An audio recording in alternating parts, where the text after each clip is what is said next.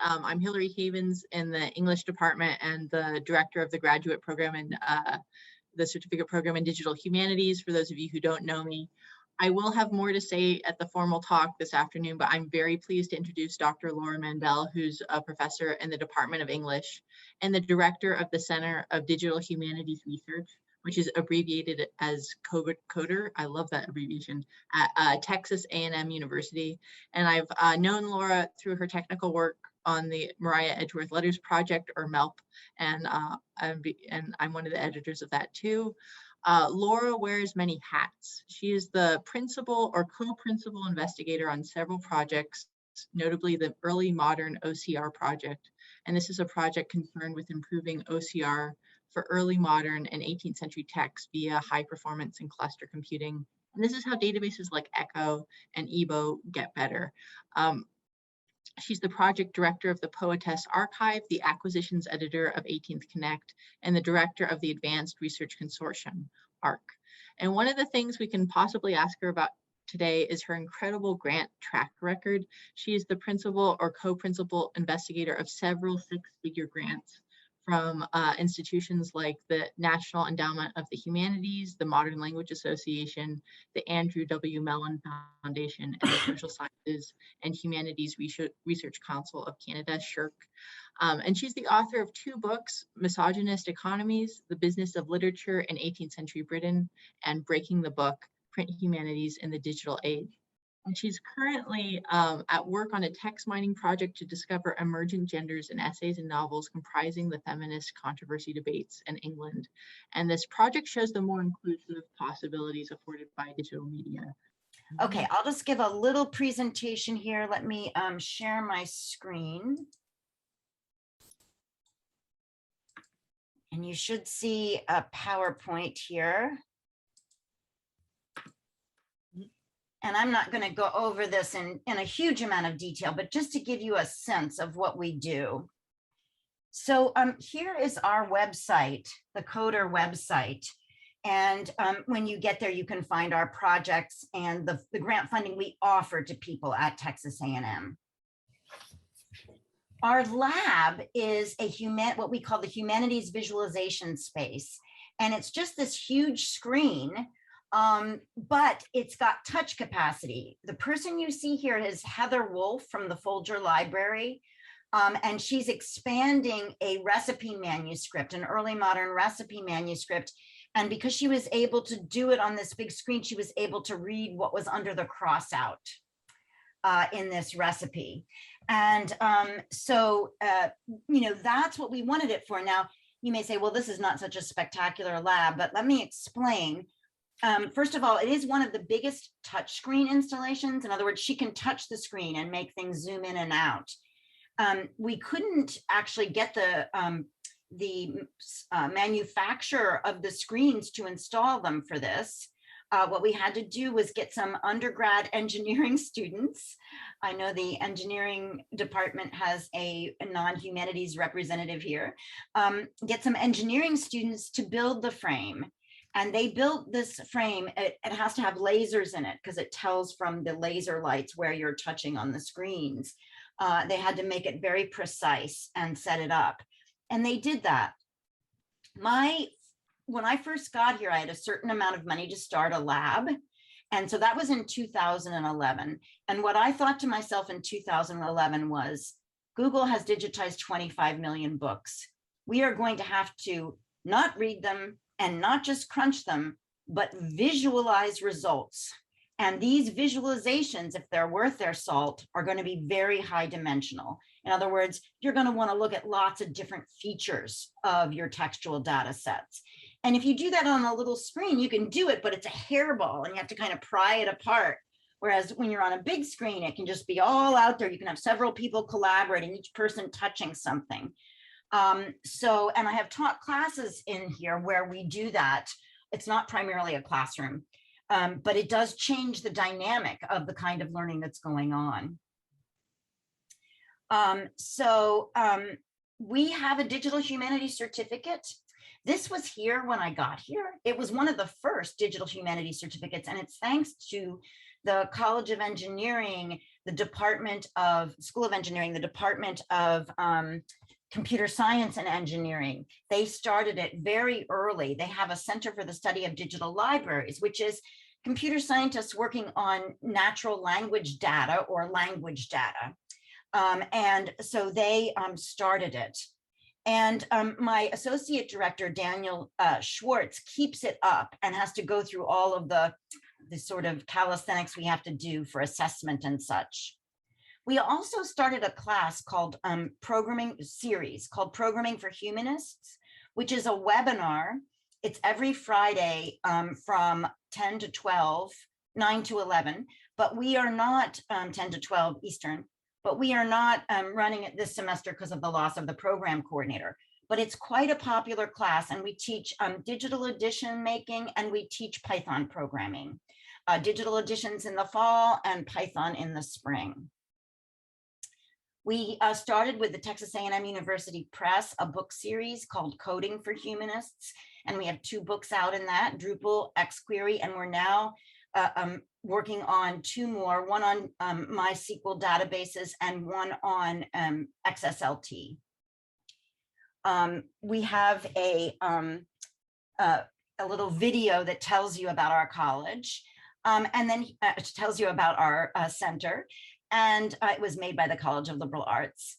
But our main goal is to foster multidisciplinary research, to use computational methods for studying literature, history, and culture. And we want to gain international recognition, and we want to educate the Texas A&M community, train graduate students, and then identify research strengths at Texas A&M so that we can target project development. So an example is recently a history professor came to me with a project where he wants to map not the geographical relation between newspapers that were published in the 19th century around the world, but he wants to map the amount of time that news took to travel from one of those to the other. And that's a very specialized kind of thing. It won't involve a map, but it will involve a visualization.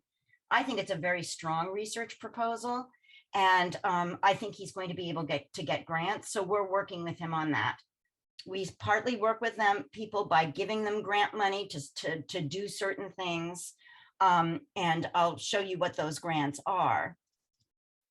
We send people to DHSI, which is the Digital Humanities Summer Institute that takes place at the University of Victoria on Vancouver Island.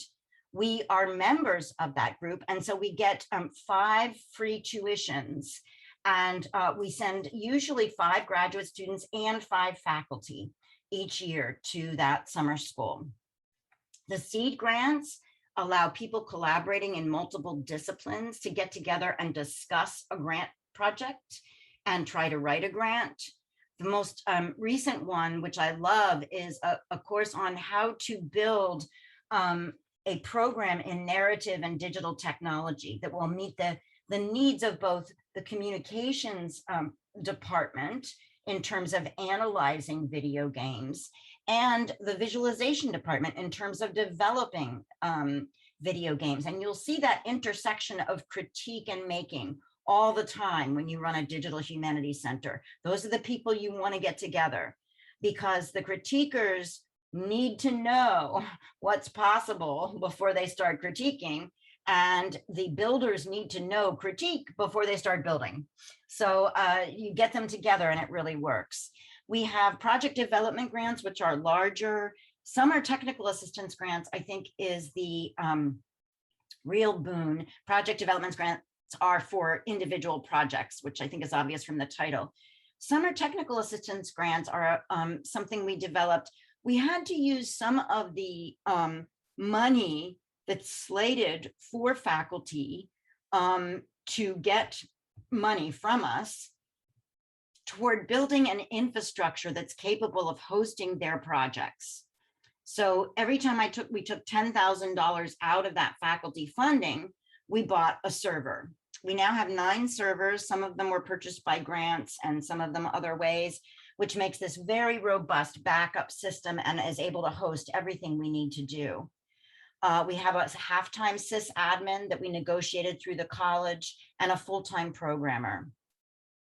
For the summer technical assistance grants, what we realized is, when people would say, oh, I want to work on this digital humanities project, and you'd say, well, what do you need? And they'd say, well, a laptop or a printer.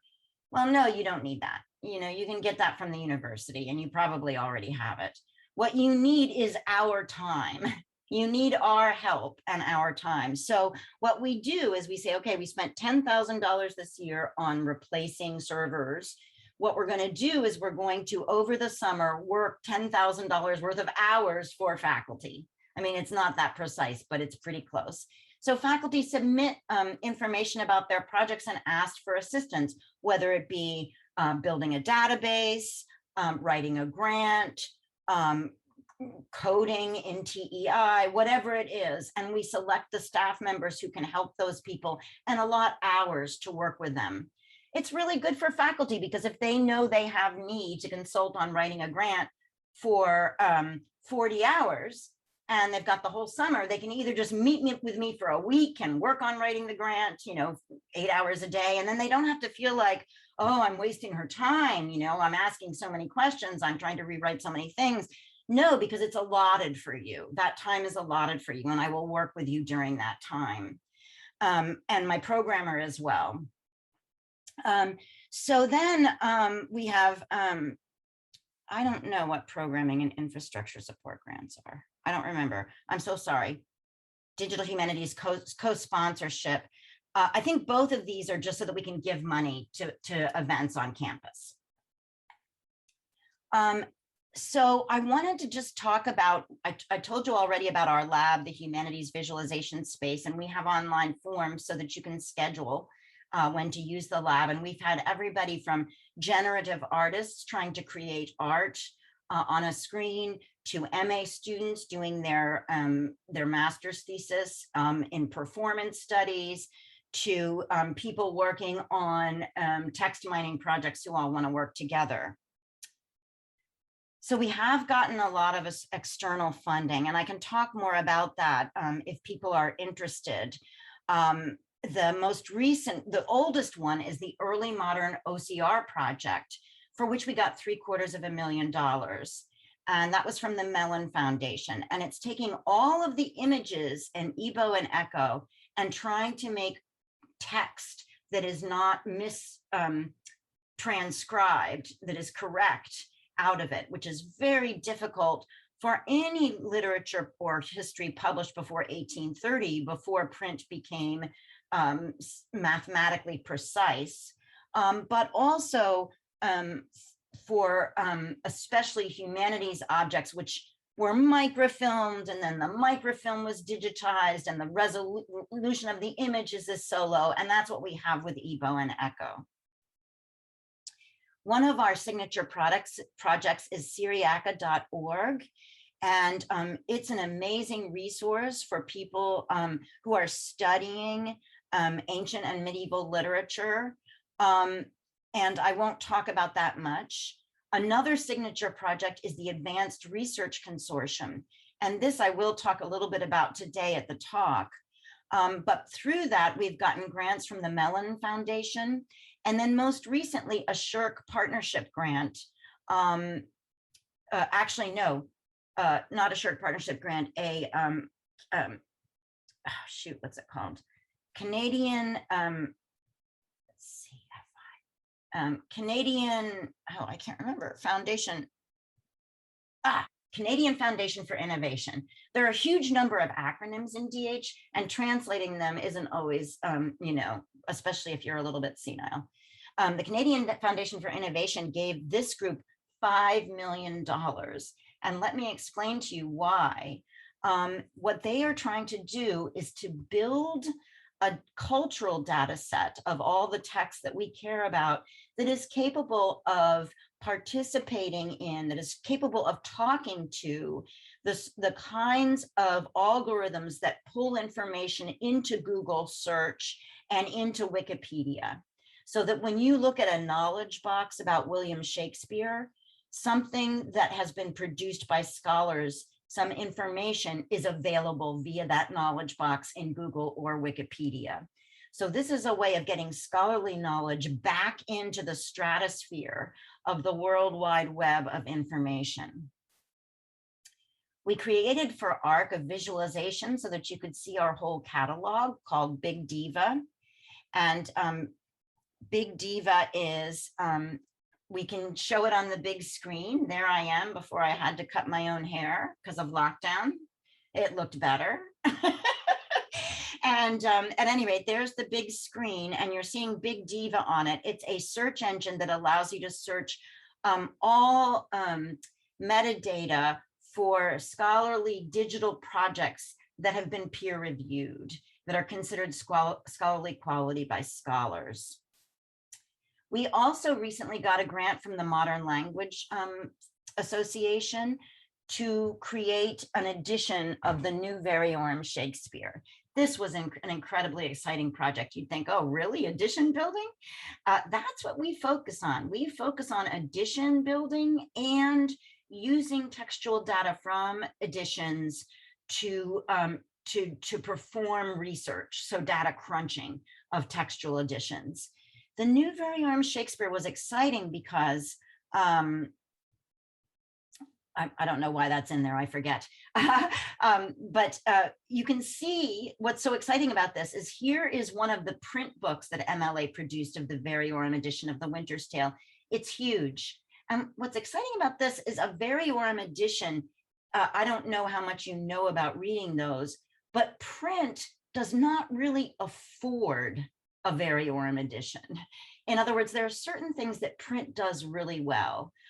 If you want to read something on the beach, you know, a paperback, it can get wet. It doesn't need a plug, like go with that, forget the iPad, right?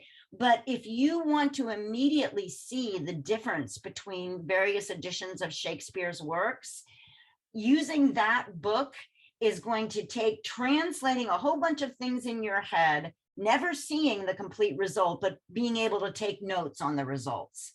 And here you can actually see it. So if I were to, I'm sorry, my lights go off to save energy. If I were to click on any of these side elements and expand them, I would be able to see all the ways that this line differs in various editions of Shakespeare's Winter's Tale throughout time, from the first folio to, I believe it is 1980 or 2000. And you can get to this at the newveryorumshakespeare.org.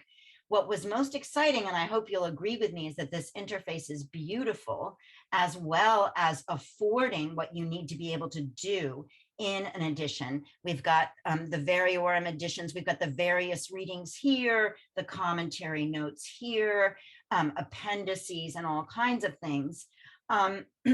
That it's what we really wanted to do in building this edition is to do design research to figure out how people could best, manage, how people could best work with a Very Orum edition in the digital realm. And I'll just take the liberty of showing you the actual live Very Orum reader. It takes a little while to populate, but here it is. And I'll show you one of the things that we added. And it does take a while to load because of all these features. But one of the things we added is, you see this little mini map? Well, one of the things our users hate most about reading editions online is that they can't tell where they are. I mean, like here, you know, okay, I'm in the back, oops, I'm in this back half here. So I'm roughly in the appendices. Like you have all kinds of clues when you're using a manual about a volume, a codex, a printed codex about where you are. So we wanted to provide, something similar that's digital. So you can see here where you are. You can go by act, line, or scene. You can search based on a commentary note, commentary note. You can go find that note.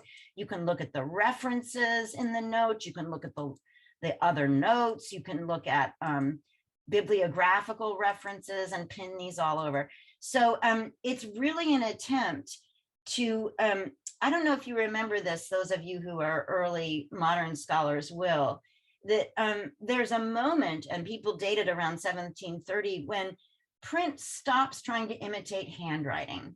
Well, what we want to do with digital editions is stop imitating print editions and look at the affordances that the digital realm has to offer, just like the printers in 1730 started to look at what the print medium had, what affordances it had, indexes, tables of contents, page numbers, all of those things had to be invented in the move from even coterie printing to mass printing.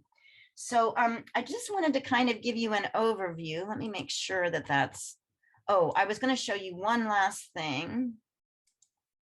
And that is, Hillary mentioned the Feminist Controversy in England project. We received 6 years of financing from a Shirk Partnership grant, working with Andrew Piper at McGill University on the Feminist Controversy project. And it's taking a series of texts that were published in a Garland series by and edited by Gina Laria Walker, who's now emeritus, of a feminist controversy in England between 1788 and 1810. And we have digitized and tagged all these texts.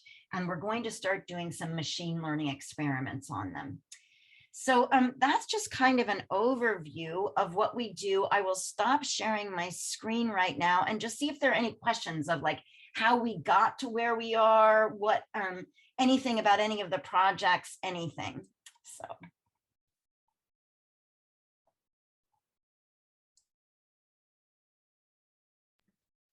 I have a question.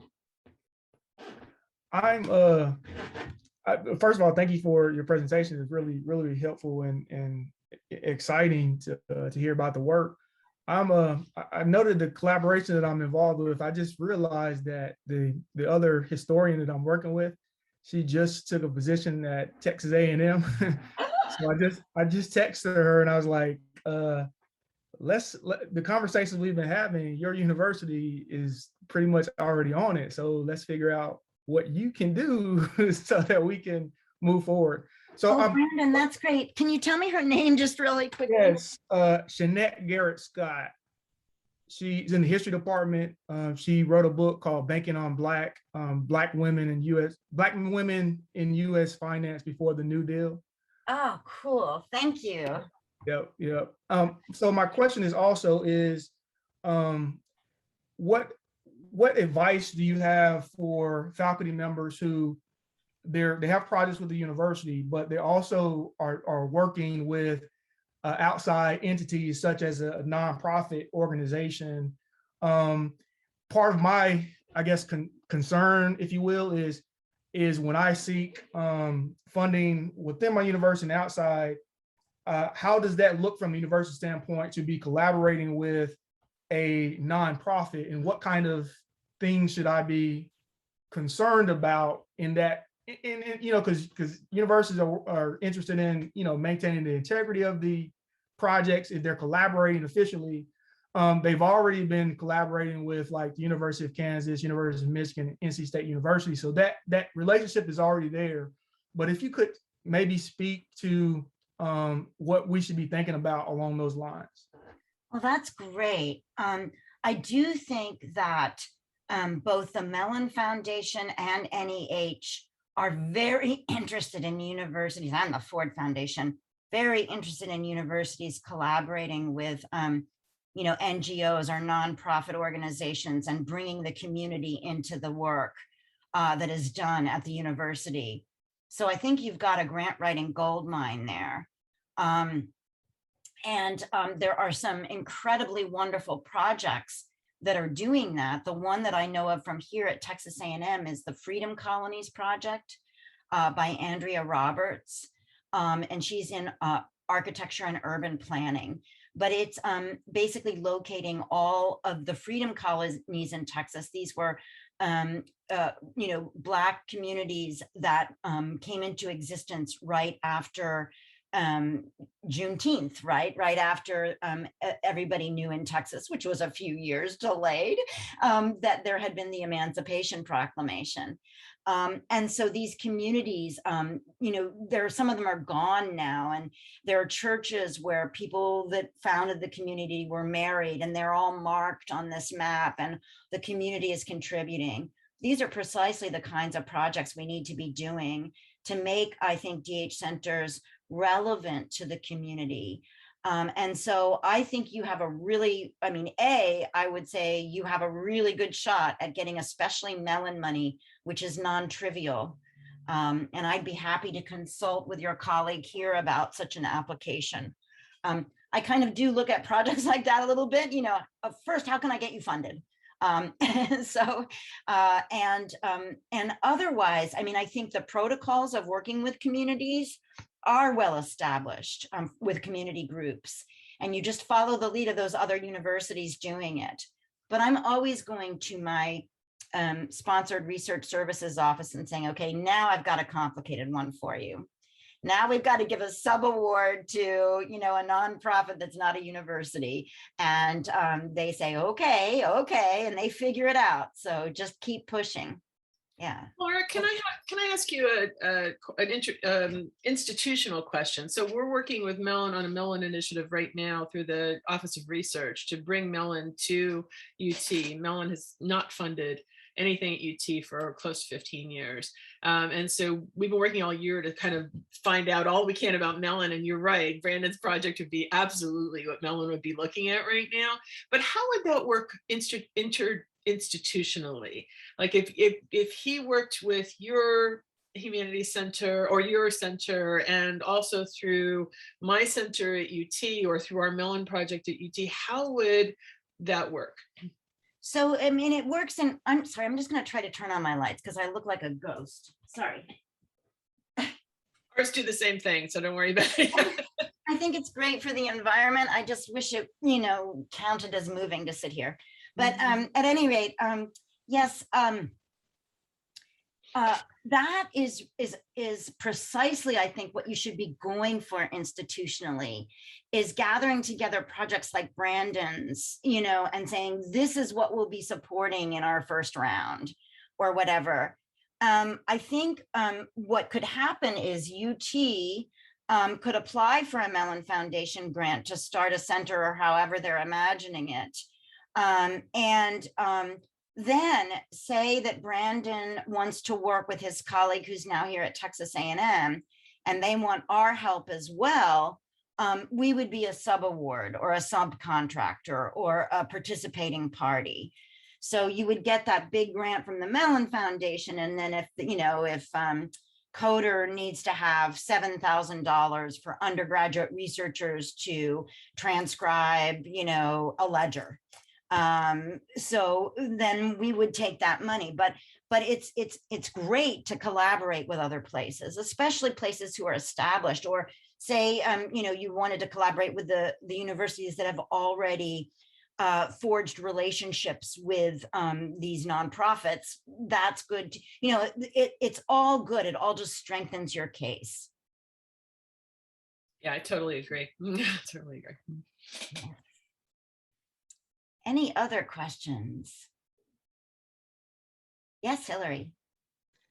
I think it's wonderful that you guys have all these grants, like $10,000 for faculty DH support during the summer, and then the sending 5 faculty members and 5 grad students to the Victoria Digital Humanities Institute. How did you guys build that up? So again, well, let me just explain the past a little bit. So I worked originally for 25 years or 23 at Miami University of Ohio. And so I began in the 90s, the early 90s, teaching. And when I did, I started working with Alan Liu on the Romantic Chronology, which was a digital project. I was not allowed to use that for tenure. And Alan Liu was not allowed to write a tenure letter for me because he was collaborating with me on a project that I couldn't use for tenure. So but I wrote a book too, so I got tenure. And then by the time that I was being promoted to full, everybody was all over the digital. Now, before tenure, they were telling me, don't do it. Stop it. It's a waste of time. You're not, you're, what do you call it? Diversifying your attention too much. Just focus on tenure. Well, what the result of that was that I didn't do that or couldn't. I'm a little bit ADHD. Don't take it as a virtue. But the fact that I couldn't just focus on tenure, that I had to do the digital too, meant that by the time that Texas A&M was looking for a director to take over their, to start a digital humanities center. And what had happened is Maura Ives and Amy Earhart, both, well, especially Amy, renowned DHers, had applied to the university for, they were offering this amount of money for interdisciplinary centers that would form, and they got the money for it. So I was given a budget, an annual budget of $50,000 a year. And so 25 of that thousand of that goes to faculty funding, and 25,000 of that goes to operating.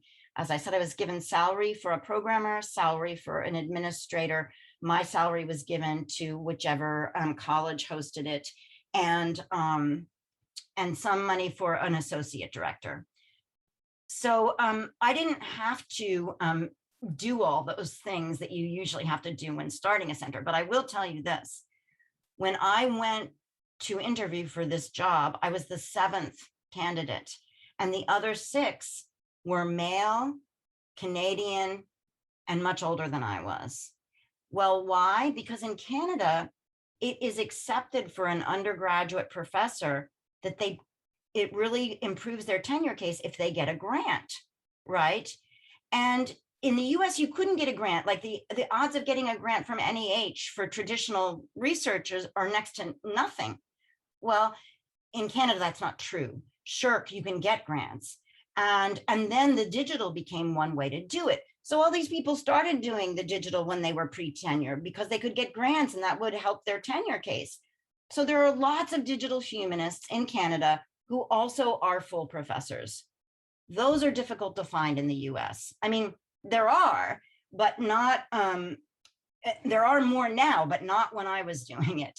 I was one of the few, and I had become a digital professor for my database, which is the Poetess Archive Online. By the time I went up for a full professor, the digital was much more admired and in demand. So the upshot of this is I didn't actually have to build it up. What I did have to do was I had gotten a grant at Miami of Ohio for the OCR project, just a test grant of $50,000. And I knew when I got here that they wanted me to get grants. And I had to get the Big Melon grant for that OCR to get started. Once I did that, other grants kind of follow. So the next grant was from the NEH in collaboration with UT Austin to work on OCR for Spanish incunables in North America, things that had not been studied very much at all. And from there, it just went on and on. So I think that, the drive to get money was very clear to me. And there have been centers that were started under this program where I don't think it was made clear to their directors, and they've gone now, right? Like the university wants a money-making thing. Now, this is the crazy thing about that. Grants in the humanities don't make the university any money. Mellon pays no indirect fees whatsoever. They won't even let you use money for tuition, but they don't care. See, they just see that final figure on a spreadsheet, $750,000 from the Mellon Foundation. Then we can say our grant getting funding raised by such and such. So I'm at a big university, 70,000 students, 4,000 to 6,000 faculty. I'm not sure it's the same at Tennessee. Does anybody have any sense? Yeah, it's pretty much the same in terms of the grants. So if it's not just a ledger sheet, though, it's prestige, right? So there's the prestige of the institution goes up depending on what foundation and federal grants you get. So we're value added in a different way. I hope that answered your question, Hillary, a little bit. Great. Yes. So that was super helpful. And I kind of was wondering if you could talk about it a little bit from kind of the grad student side. So how should graduate students who are interested in doing work in digital humanities either break into that, or once they've managed to kind of get a foothold in that, how should we position that work on our CVs, in job letters, things like that, when there's still so much pressure to be doing more kind of traditional publications? Absolutely. Excellent question. First of all, I want to say that there are two kinds of literature, beginning literature professors, assistant tenure track literature professors. One is, somebody who's a traditionalist, a specialist in a field. Like I'm a romanicist. I'm actually an 18th century romanicist, which is a little bit weird, but an 18th century romanicist. And so I would work primarily in that field and get prestige in it. And that's what I did as a faculty member. All of my publications prior to a certain date, they don't even mention the digital, even when I'm doing it. So then for you as a 18th century romanicist, you might use digital tools, and you're going to have to use more and more of them because more and more articles are being published using data and using that kind of work. The Journal of Cultural Analytics is an excellent place to start seeing what kind of work that is. And so if you take a look at some of the articles there, you'll see what people are doing, but you can even read it in PMLA or MLQ or more of the mainstream journals now, what people are doing with numbers.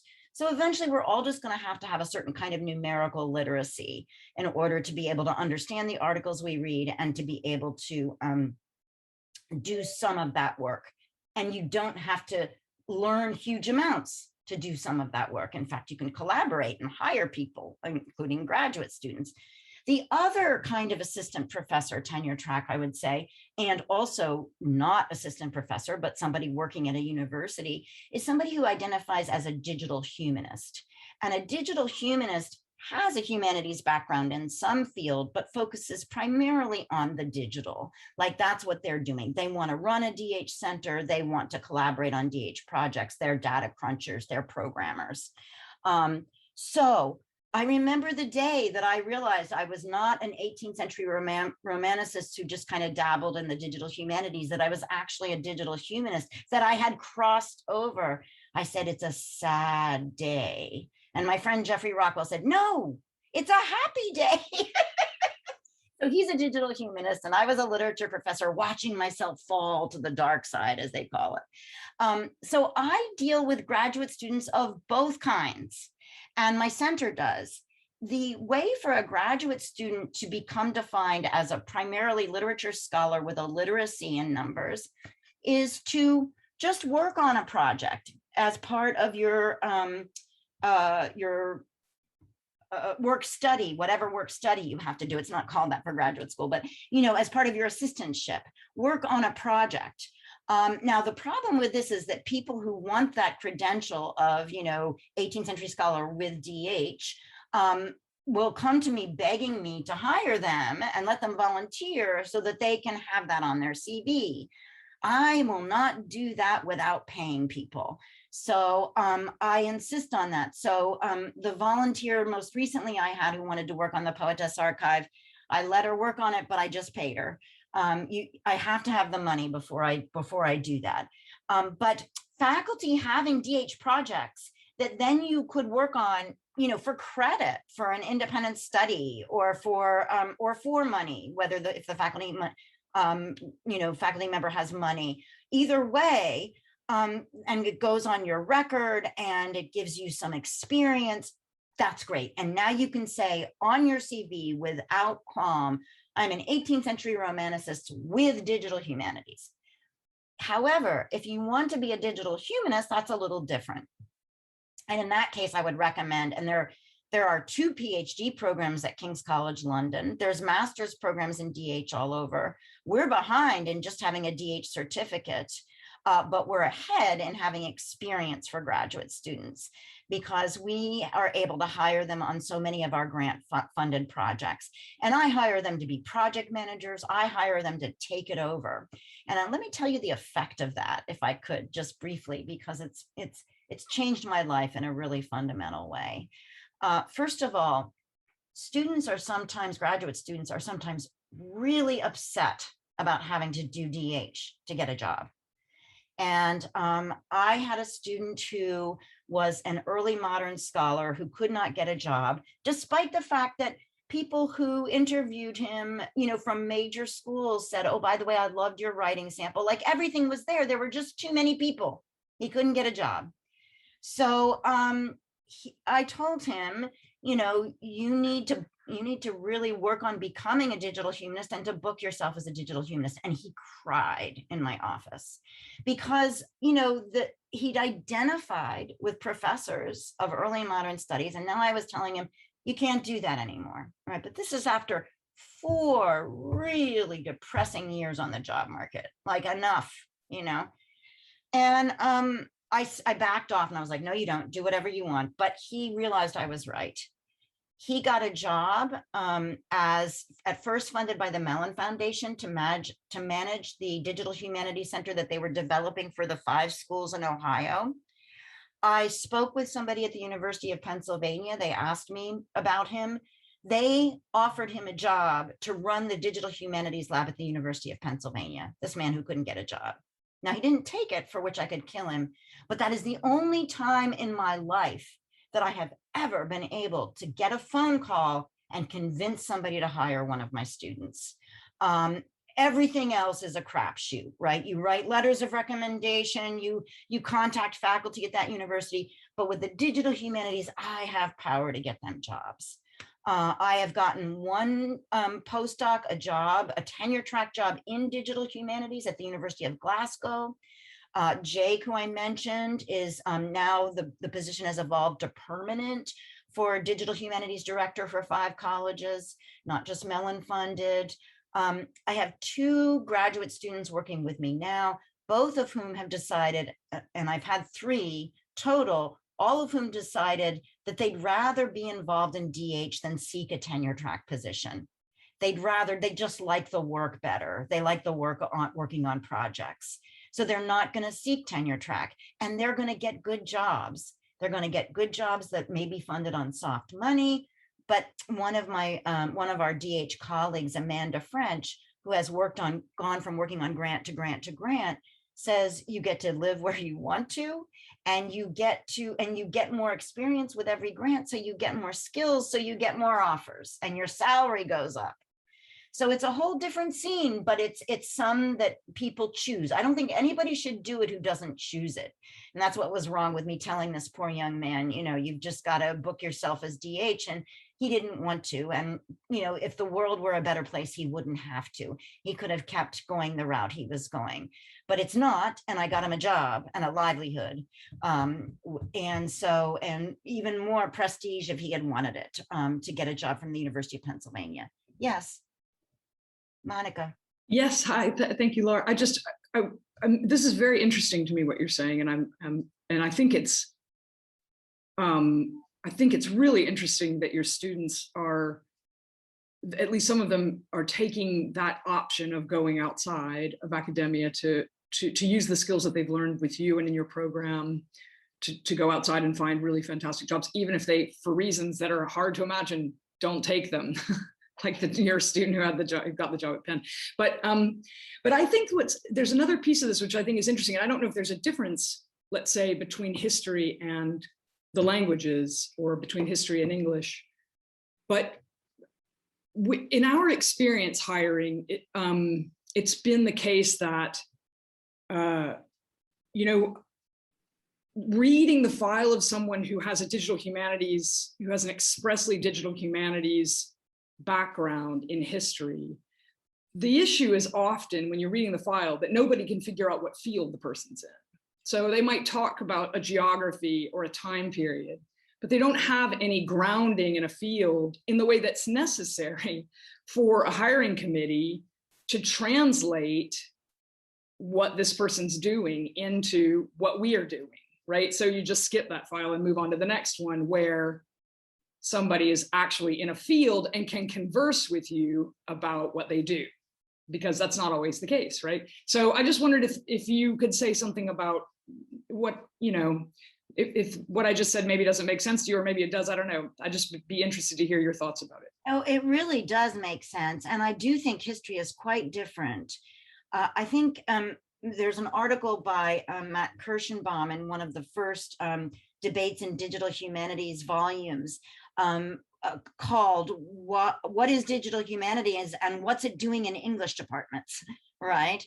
And I think because English literature has had, well, you'd think history, because it has a long tradition of quantitative researchers, you know, would be a most open field for digital humanities. It hasn't really turned out that way.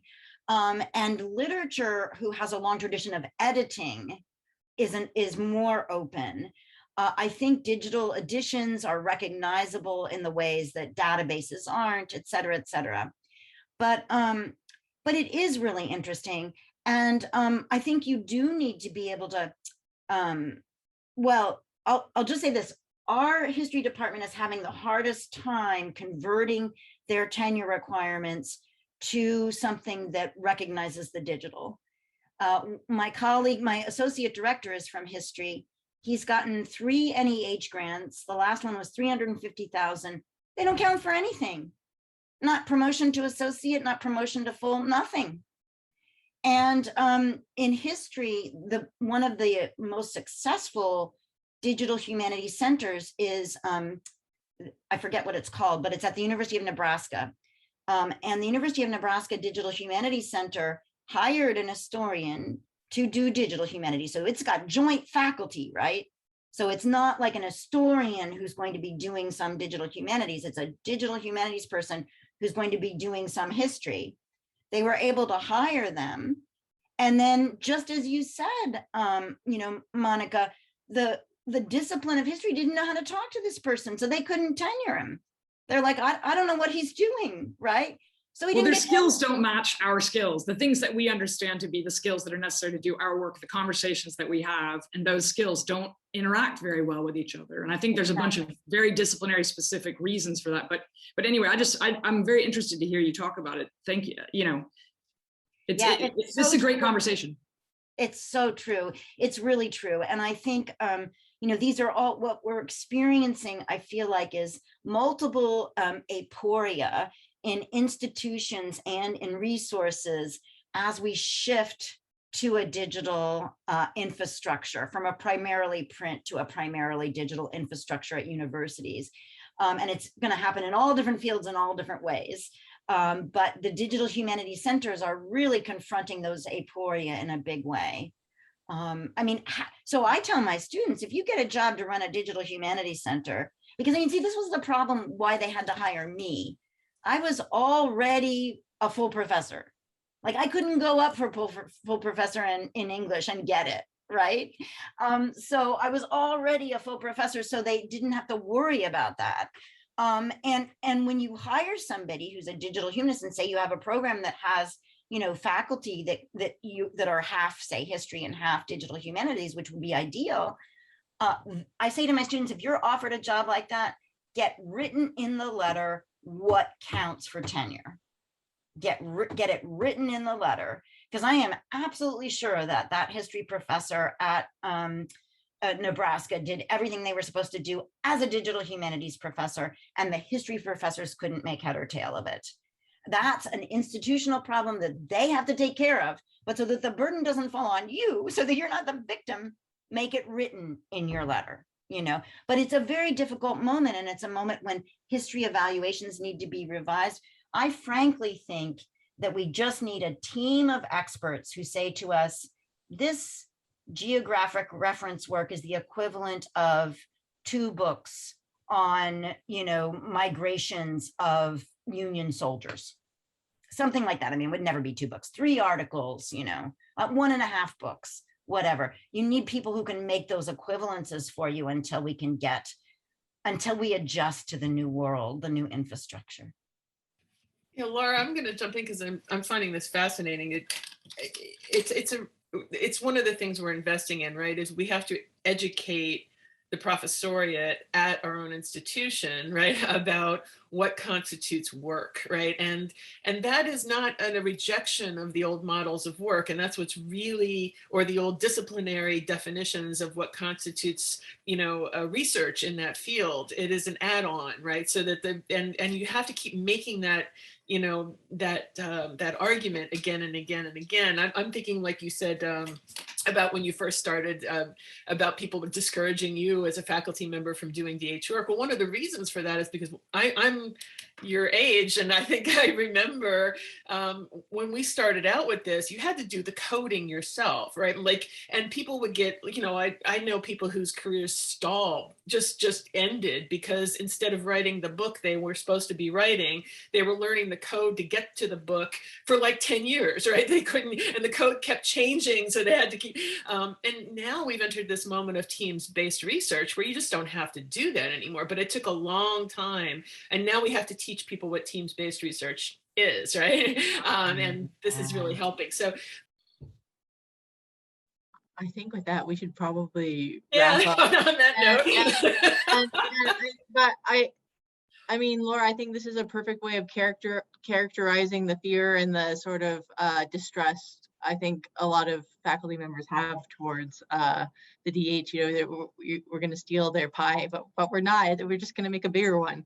Yeah. So, but we're really looking forward to your talk this afternoon at 3:30, guys. And thank you, guys. Thank you so much. A virtual round of applause for this really illuminating session. Thank you so much, Laura, and see you this afternoon. Great. Thank you. See you soon. Bye-bye. Thank you.